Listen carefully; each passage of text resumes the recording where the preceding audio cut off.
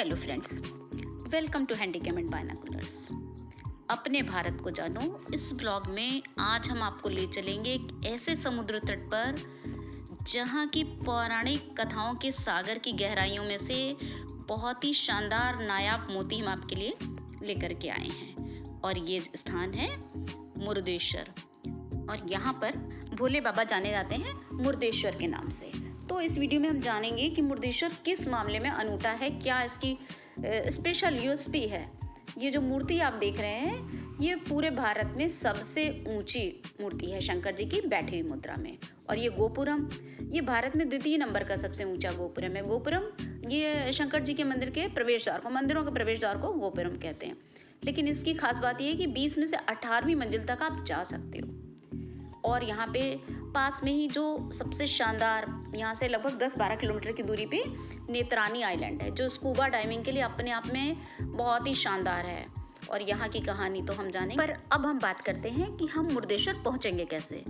तो पिछले वीडियो में हम लोग गोकर्ण तक पहुँच गए थे। आपको पिछला वीडियो देखना चाहिए कि आप गोकर्ण कैसे पहुँचेंगे। और वहाँ से बस ये करीब 70 किलोमीटर दूर है। आप 1.5 घंटे के बस से ट्रैवल करके आप आ सकते हो।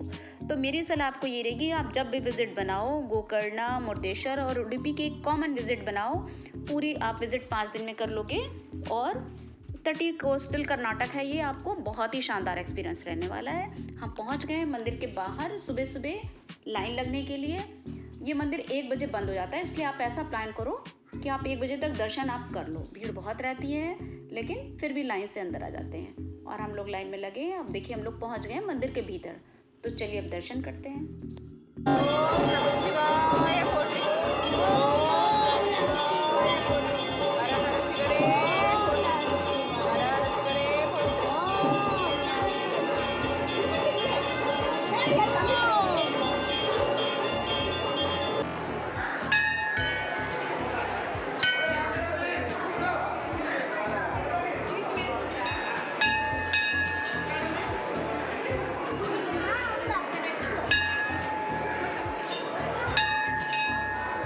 सामने खड़े हैं गणेश जी के मंदिर के, और जहाँ पे मुख्य आरती हो रही थी वो मुख्य मंदिर है।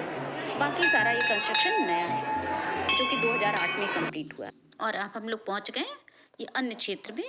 यानी दर्शन के उपरांत आप यहाँ पे प्रसाद के रूप में भोजन ग्रहण करते हो। बहुत ही सुव्यवस्थित ढंग से हजारों व्यक्ति प्रतिदिन यहाँ पे ये प्रसाद ग्रहण करते हैं। तो हम लोगों ने भी प्रसाद ग्रहण। काल से संबंध रखने वाला ये मंदिर वैसे तो बहुत ही प्राचीन है और 16वीं शताब्दी में इसका पुनर्निर्माण पांड्य राजाओं ने करवाया था। लेकिन 2008 में मुख्य मंदिर को छोड़ करके बाकी सारा आधुनिकीकरण यहाँ के एक प्रमुख व्यवसायी, उद्यमी, समाजसेवी श्री RN सेट्टी ने करवाया है, जिन्होंने तमाम होटल की श्रृंखला RN रेजिडेंसी इस टाइप से भी बहुत करवाया है। तो आप वहाँ पर भी स्टे कर सकते हो। बहुत ही शानदार वहाँ पे एक्सपीरियंस आपका रहने वाला है। हालांकि हम वहाँ पे नहीं रुके, हम रुके थे कामत निवास में, पर वहाँ पे रुकने में आपको बहुत अच्छा व्यू सारी जगह का आपको मिलता है। और इसके तुरंत ही बाद हमको बाहर निकल करके आना है।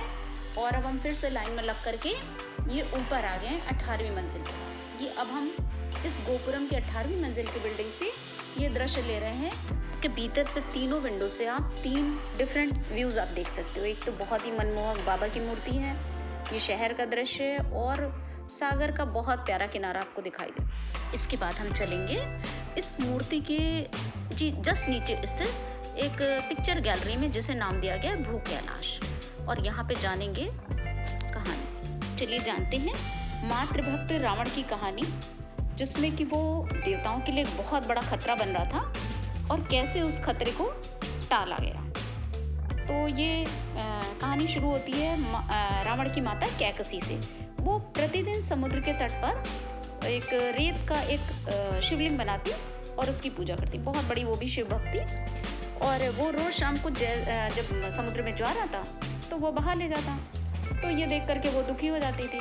तो रावण ने एक दिन कहा, वो देख माँ, वहाँ कैलाश पर हमारे भोले बाबा रहते हैं और मैं उनसे जा करके ही तुझे शिवलिंग मांग के ला दूंगा। तू उसकी पूजा करेगी, फिर वो रोज़ बहेगा नहीं और तू आराम से पूजा करेगी। और वो चला गया तपस्या करने। बहुत कठिन घनघोर तपस्या की। वो था ही बहुत बड़ा शिव का भक्त। और उसका पूरा विचार था कि वो शिवलिंग को मांग के ले आएगा माता की पूजा करने के लिए। ठीक, अब यहाँ पर तो नारद मुनि का रोल आ गया। जब भी कुछ देवताओं पे समस्या आने वाली होती है कि अगर रावण बहुत शक्तिशाली बन गया तो क्या करूँगा, तो फिर वो जा करके फ़ौरन उन्होंने विष्णु भगवान जी से कहा कि भाई वो बहुत रावण तो शिव का भक्त है और बहुत बड़ी तपस्या कर रहा है और भोले बाबा को आप जानते ही हो, फ़ौरन वरदान दे देंगे तो फिर प्रॉब्लम हो जाएगी। तो उन्होंने कहा अच्छा चलो हम लोग बुद्धि लगाते हैं कि हम लोग ऐसा करेंगे कि ऐसा कुछ करें कि वो जब जाए वरदान मांगने तो वो भूल जाए कि उसे क्या मांगना है। कहते हैं हाँ ये बात सही रहेगी। अब वो इधर घनघोर तपस्या कर रहा है, यहाँ तक कि उसने कैलाश को सर पे उठा लिया। पार्वती माता भी घबराने लग गई, कैलाश हिलने लग गया डगमगा कि क्या है महाराज, इसका जो भी है प्रॉब्लम इसको सॉल्व कर दो भाई, इसको जो मांग रहा दे दो। अच्छा, कहते हैं अच्छा दे दूँ तो ओके। अब वो सामने आया, जब इन्होंने भोले बाबा ने वरदान देने के लिए करा, सामने आया तो अब यहाँ पे विष्णु जी का जो औजार था वो काम कर रहा था। उसने कहा कि जैसे ही सामने आया अब वो भूल गया कि मुझे क्या मांगना है। शिवलिंग नहीं, वो तो कुछ आ ही नहीं रहा दिमाग में। ये सामने मुझे क्या लेना था, हाँ ये सामने जो सुंदर स्त्री है ये मुझे दे दो, ये पार्वती माता दे दो, मुझे इससे विवाह करना है। बिल्कुल। अब भोले बाबा मनी मन मुस्कुरा रहे हैं कि देखो ये तो विष्णु जी ने क्या कहानी रच दी है। उन्होंने कहा अच्छा ये ले तो जाओ, पर एक शर्त है और तुम पीछे पलट के नहीं देखना, नहीं तो वो वहीं पे स्थिर हो जाएगी, तुम आगे नहीं ले जा पाओगे। फिर नारद जी अपना खेल करने आ गए। रावण से मिले रास्ते में, कहते अरे तुम इतनी कुरूप भयंकर स्त्री कहाँ ले जा रहे हो। अब इतना सुनना था तो क्या, फौरन पलटा पीछे और वहीं पे ही वो भद्रकाली के रूप में हमारी माता पार्वती स्थिर हो गई और ये जगह थी गोकर्णा। लेकिन नारद ने उन्हें एक सुझाव भी दिया कि तुम जाओ पाताल लोक और वहाँ के राजा की पुत्री मंदोदरी बहुत सुंदर है, वहाँ से जा कर के तुम उनसे विवाह करो। खैर रावण गया, वहाँ पे जा कर के विवाह करके घर ले आया। अब माता ने देखा तो क्या, अरे तू गया तो था शिवलिंग लाने के लिए और लेके चला आया बहू, तो मुझे शिवलिंग नहीं ला के देगा क्या। अब भाई रावण ने तो मातृभक्त था बहुत, तो शिवलिंग को लाना था उसे। फिर उसने मंदोदरी को वहीं पे माँ के पास छोड़ा और गया फिर से तपस्या करने। बहुत ही घनघोर कठिन तपस्या इस बार तो उसने करी। अब तो मैं किसी से भटकूंगा ही नहीं, और एक एक करके अपने सिर काट के भोले बाबा को प्रसन्न करने के लिए उसने चढ़ाने शुरू कर दिए। अब भक्तों का कष्ट तो नहीं देख सकते बाबा हमारे, तो फिर उन्होंने वहीं पे वो उन्हें दर्शन देने के लिए तैयार हो गए। अब फिर से नारद को सोचा नारद जी ने कि भाई अब मैं क्या करूं। अच्छा उस बार गया था ये काम नहीं बना, अब मैं चलता हूँ बुद्धि के देवता गणेश जी के पास, उनसे जाके प्रार्थना की भाई किसी भी तरह से जाकर के तुम अब रावण को रोक लेना। वो देखो शिवलिंग शायद लेकर के शंकर जी से जाने वाला, अगर ऐसा हो गया तो बहुत शक्तिशाली हो जाएगा और फिर रावण राज सारे भुवन में व्याप्त हो जाएगा। देवताओं की तो खैर नहीं। शंकर जी ने देव तो दिया था शिवलिंग अपना आत्मलिंग, लेकिन अब भी शर्त वही लगाई थी कि भाई इसे ले जा रहा है सीधे वहीं जहाँ पे पूजा करनी वहीं रखना, बीच में रख दिया तो फिर ये नहीं जा पाएगा। अच्छा अब विष्णु जी ने भी थोड़ी सी चालाकी चली, लेके चला जैसे ये, तो उन्होंने बादलों से उसको सुदर्शन चक्र से अपने उस सूरज को ढक लिया, तो संध्या जैसा आभास होने लगा। अब रावण को लगा कि भाई ये तो संध्या का समय हो गया है, और था भी वो परम भक्त कि संध्या का समय जो संध्या वंदन करना है वो छूट ना जाए। तो उसने देखा पास ही एक बटुक गाय चरा रहा है, और वो थे कौन, वही गणेश जी। पिताजी के द्वारा करी गई स्थिति को समेटने के लिए, संभालने के लिए पुत्र को ही सामने आना पड़ता है। तो वहाँ पे वेश बदल करके वो गाय को चराते हुए वहीं पे घूम रहे थे। अच्छा रावण ने भी सोचा कि ये छोटा सा बालक है, ये कौन सी चालाकी ट्रिक करेगा, तो उसने कहा कि उससे ये देख ये शिवलिंग है और इसको मैं तुझे हाथ में दे रहा हूँ, इसको हाथ में ही रखना, इसको ज़मीन पे मत रखियो, मैं अभी आ रहा हूँ बस 2 मिनट पूजा करके। तो उसने कहा ठीक है, देखो मुझे भारी लगेगा तो मैं रख दूंगा। तो रावण ने कहा अच्छा पहले मुझे तू 3 बार आवाज़ देना, मैं सुनूंगा तो फिर मैं तुरंत आ जाऊँगा, क्षण भर में आ जाऊँगा, 3 बार आवाज़ दे देना तू मुझे। उसने कहा ठीक है 3 बार आवाज़ दे दूंगा। अब उसी समय ये जो गाय इसने लिया हुआ था, ये रावण गया चला गया संध्या वंदन करने। अब उस समय तुरंत ही गणेश जी ने आवाज़ देनी शुरू कर दी, और साथ में जो उसकी गाय थी उसने भी रंभाना शुरू कर दिया। तो रावण ने सुन भी नहीं पाया उसको 3 बार जो आवाज़ दिया, और इधर गणेश जी ने अपनी 3 बार आवाज़ दे दी और उसको ज़मीन पर रख दिया। अब रख दिया, यही स्थान है गोकर्ण, गोकर्ण में ही स्थापित हो गया, स्थिर हो गया। अब जो विष्णु जी को तो अपना काम जो करना था कर लिया, उन्होंने सुदर्शन चक्र हटाया, फिर से सूरज चमक रहा है। रावण को समझ में आ गया कुछ इन लोगों की चालाकी है।